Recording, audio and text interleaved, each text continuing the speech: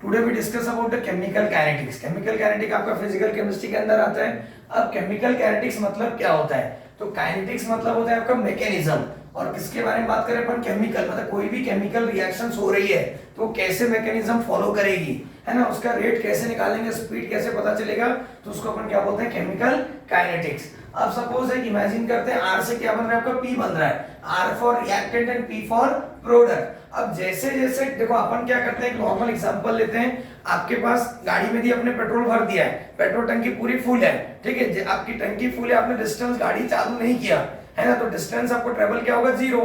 जैसे जैसे आप डिस्टेंस ट्रेवल करेंगे आपका पेट्रोल क्या होते जाएगा, कम होते जाएगा, लेकिन आपका डिस्टेंस जो आपको कवर करना था वो बढ़ते चला जाएगा।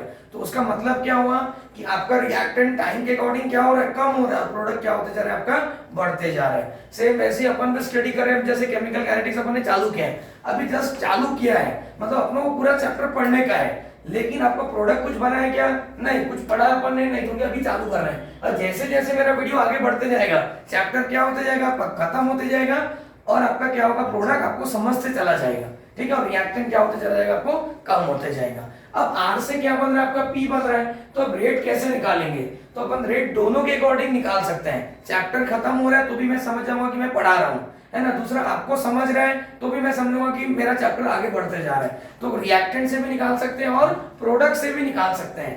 तो क्या हो रहा है, टाइम के साथ रिएक्टेंट कम होते चला जाएगा, प्रोडक्ट क्या होते जाएगा, आपका बढ़ते चला जाएगा। तो रेट दोनों पे डिपेंड है।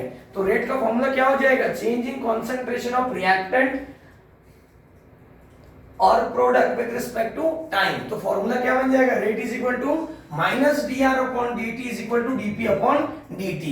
अब रिएक्टेंट में माइनस का साइन इसलिए लिया बिकॉज रिएक्टेंट क्या हो रहा है, डिक्रीज हो रहा है, प्रोडक्ट क्या हो रहा है, आपका इंक्रीज हो रहा है करके, प्रोडक्ट में आपको प्लस का साइन नहीं लेना है।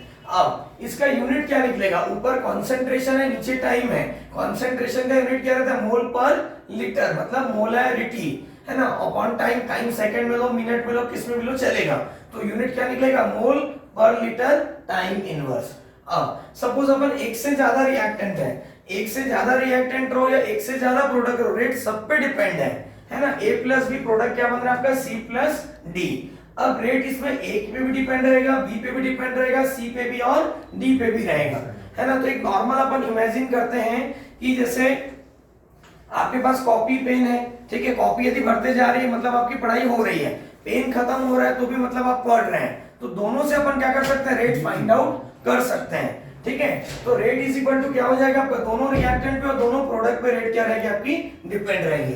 तो रेट इज इक्वल टू जितने भी रिएक्टेंट है सब पे क्या लेना है, माइनस का साइन लेना है, और प्रोडक्ट में क्या लेना है, आपको प्लस का साइन लेना है। तो क्या हो जाएगा, आपका रिएक्टेंट पे माइनस का साइन लेना है, प्रोडक्ट पे क्या लेना है, आपको प्लस का साइन लेना है। तो रेट मतलब क्या हो जाएगा, minus D upon D T is equal to minus D B upon D T, because यहाँ पे दो रिएक्टेंट है और दो क्या है, आपके प्रोडक्ट है। अब इसमें क्या होगा, प्रोडक्ट के बारे में यदि बात करेंगे तो क्या हो जाएगा, आपका माइनस डी। अब इसमें आपको क्या करना है, प्रोडक्ट पे माइनस का साइन लेना है, किसमें लेना है, ओनली रिएक्टेंट पे। तो DC upon DT is equal to क्या हो जाएगा, आपका डीडी अपॉन dt। तो रेट क्या हो जाएगा, आपका दोनों पे डिपेंड है, रिएक्टेंट पे भी और प्रोडक्ट पे भी। अब थोड़ा आगे चलते हैं, यदि आपको स्टाइकोमेट्री दी है, स्टाइकोमेट्री मतलब क्या, कोई भी रिएक्शन को बैलेंस करने के लिए अपन क्या लगाते हैं, कोई नंबर लगाते हैं, that is called as stoichiometry coefficient.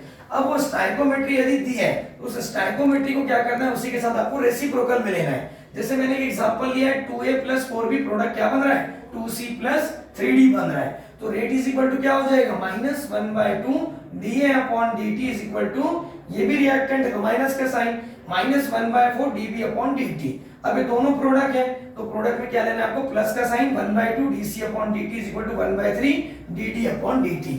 तो रेट सभी रिएक्टेंट पे डिपेंड है, सभी प्रोडक्ट पे डिपेंड है। और रिएक्टेंट क्या होता है, आपका धीरे धीरे डिसअपीयर होता है, तो उसको अपन क्या बोलते हैं, रेट ऑफ डिसअपीयरेंस। तो रेट ऑफ डिसअपीयरेंस किसका होता है, आपका रिएक्टेंट का, और प्रोडक्ट क्या होता है, आपका अपीयर होता है, तो उसको अपन क्या बोलते हैं, रेट ऑफ अपीयरेंस।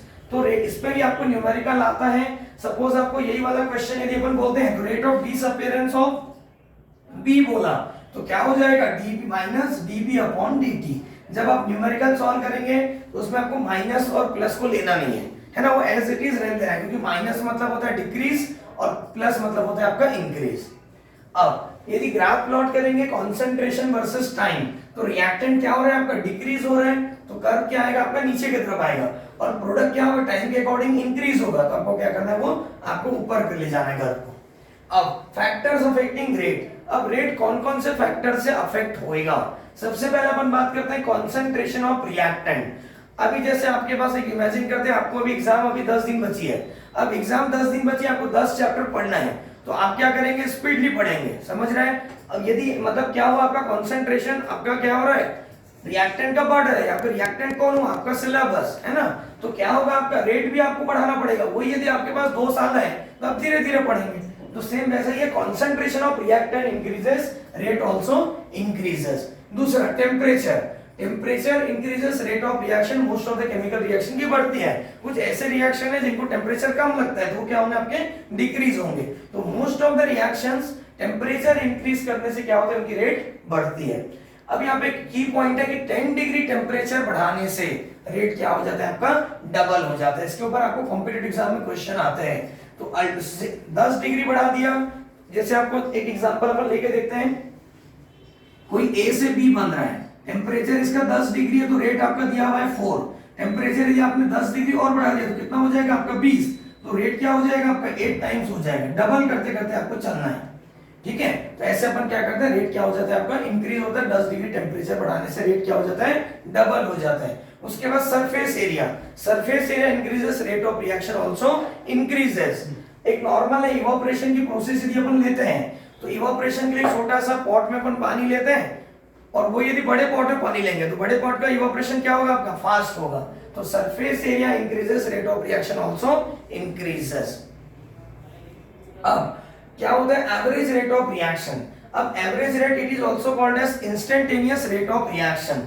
अब एवरेज रेट कैसे निकालते हैं, सपोज आपको ऐसा क्वेश्चन दिया रहेगा कि कोई एक रिएक्टेंट है जो 0 टाइम पे इनिशियली 1 मोलर था, है ना, कितना था 1 मोल, और वो आफ्टर 10 मिनट्स इट बिकम 0.5। जब 2 रिएक्टेंट और 2 प्रोडक्ट या 2 अलग अलग टाइम दिए हैं, तो वहां पे आपको क्या करना है, एवरेज रेट ऑफ रिएक्शन निकालना है। तो R से क्या बन रहा है आपका, P बन रहा है, तो रेट इज इक्वल टू क्या हो जाएगा, पहले अपन क्या लेते थे, D लेते थे, अब यहाँ पे क्या लेना है आपको, डेल्टा लेना है। तो minus delta R upon delta T is equal to delta P upon delta T। Delta R मतलब क्या होता है, R2 माइनस R1, और डेल्टा T मतलब क्या हो जाएगा आपका, T2 माइनस T1, और डेल्टा P मतलब क्या हो जाएगा आपका, P2 माइनस P1। एक एग्जांपल देखते हैं, R से आपका क्या बन रहा है, P बन रहा है। जब टाइम 0 था तो कॉन्सेंट्रेशन ऑफ रिएक्टेंट सपोज 100 था, आफ्टर 20 मिनट इट बिकम 80। तो इनिशियल क्या हो गया आपका 100, मतलब R1 क्या हो जाएगा आपका 100, R2 कितना हो जाएगा आपका 80, T1 क्या हो जाएगा 0, T2 क्या हो जाएगा आपका 20। ये लेके आपको क्या करना है, सॉल्व करना है, और जो भी स्टाइकोमेट्री दी रहेगी वो आपको क्या करना है, रेसिप्रोकल में लेने का है। इस पे भी ऊपर आपको न्यूमेरिकल आता है। अब उसके बाद यदि टाइम नहीं दिया है तो रेट कैसे निकालेंगे, तो थोड़ा आगे बढ़ते हैं, नया टॉपिक आता है rate law of mass action. अब rate law of mass action क्या बोलता है, तो rate law of mass action बोलता है कि rate of reaction is directly proportional to product of the molar concentration of the reactant. मतलब रेट जो रहेगा वो जितने भी रिएक्टेंट है उसके कॉन्सेंट्रेशन के क्या रहेगा, डायरेक्टली प्रोपोर्शनल रहेगा, product of the molar concentration of reactant. अब R से P बन रहा है तो rate is directly proportional to concentration of R। अब सपोज 2 रिएक्टेंट है, R प्लस Q, प्रोडक्ट आपका क्या बन रहा है, P बन रहा है, तो यहाँ पे 2 रिएक्टेंट है, तो rate is directly proportional to R का पावर x और Q का पावर क्या हो जाएगा आपका y। अब x और y क्या होता है, कभी कभी स्टाइकोमेट्री कोएफिशिएंट भी रहता है, लेकिन कभी कभी क्या होता है आपका अलग भी रहता है। तो ये अलग है तो कहां से निकालेंगे, तो the value of x and y are calculated from experiment, here k is a rate constant. ठीक है, इसके न्यूमेरिकल मैं आपको अगले वीडियो में बताता हूं। अब आगे बात करते हैं ऑर्डर ऑफ रिएक्शन। तो order of reaction it is represented by n। तो ऑर्डर ऑफ रिएक्शन मतलब क्या होता है, the sum of the total power of the reactant in rate law of mass action.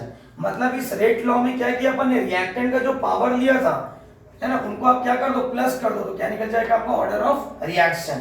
अब R से P बन रहा है तो रेट इज इक्वल टू क्या हो जाएगा, K R का पावर x, तो जो x आएगा वो क्या हो जाएगा आपका ऑर्डर ऑफ रिएक्शन। एक दूसरा एग्जांपल लेते हैं, 2 रिएक्टेंट है सपोज, तो रेट इज इक्वल टू क्या हो जाएगा, K A का पावर x और B का पावर क्या हो जाएगा y। तो यहाँ पे रिएक्टेंट का पावर क्या है, x और y, तो x प्लस y करेंगे तो क्या निकल जाएगा आपका n निकल जाएगा। n is the order of reaction. तो ऑर्डर ऑफ रिएक्शन क्या हो सकता है आपका, जीरो भी हो सकता है, फ्रैक्शन में भी आ सकता है, निगेटिव भी आ सकता है और पॉजिटिव भी आ सकता है। मतलब आपको ओनली क्या करना है, कैलकुलेशन करना है, इसके ऊपर भी आपको न्यूमेरिकल आता है। अब उसके बाद आता है आपका मॉलिक्यूलिटी ऑफ द रिएक्शन। अब मॉलिक्यूलिटी ऑफ द रिएक्शन मतलब होता है how many number of reactant react, है ना, मतलब कोई एक रिएक्शन में कितने नंबर ऑफ रिएक्टेंट रिएक्ट हो रहे हैं उसको अपन क्या बोलते हैं, मॉलिक्यूलिटी ऑफ द रिएक्शन, है ना। अब सपोज R से P बन रहा है, यहाँ पे रिएक्टेंट कितना एक, तो इसको अपन क्या बोलेंगे, unimolecular. A plus B product आपका बन रहा है C, तो A एक बार है, B एक बार, तो ऑर्डर ऑफ रिएक्शन क्या हो जाएगा, मॉलिक्यूलिटी ऑफ द रिएक्शन क्या हो जाएगा आपका 2। जब 2 रहता है तो क्या बोलते हैं, बायमॉलिक्यूलर। 3 रहेगा तो क्या बोलेंगे उसको, ट्राइमॉलिक्यूलर। ऑर्डर ऑफ रिएक्शन और मॉलिक्यूलिटी में डिफरेंस है कि ऑर्डर ऑफ रिएक्शन क्या हो सकता है, जीरो भी हो सकता है, फ्रैक्शन भी आ सकता है, इंटीजर भी आ सकता है, लेकिन मॉलिक्यूलिटी कभी जीरो नहीं हो सकती। अब इसमें क्या करते हैं अपन, एक बात करते हैं कि जो मॉलिक्यूलिटी रहेगी वो नेगेटिव भी नहीं होगी ना, जीरो भी नहीं होगी और नेगेटिव भी नहीं होगी। एक सादा सा एग्जांपल देखते हैं, जैसे आपका अभी आप पढ़ रहे हैं, तो पढ़ रहे हैं तो क्या हो रहा है, आप लोग कितने लोग इन्वॉल्व हो रहे हैं इसमें, आपका टीचर इन्वॉल्व हो रहा है, स्कूल के टीचर इन्वॉल्व हो रहे हैं, ट्यूशन का टीचर इन्वॉल्व हो रहा है, घर के पेरेंट्स भी आपको बोलते हैं पढ़ाई करो, सभी लोग इन्वॉल्व हो रहे हैं, तो ये सब क्या हो जाएगा आपका, मॉलिक्यूलिटी ऑफ द रिएक्शन। समझ रहे हैं। अब लेकिन जो रिजल्ट आएगा that is depends on only you, तो this is order of reaction. समझ रहे हैं।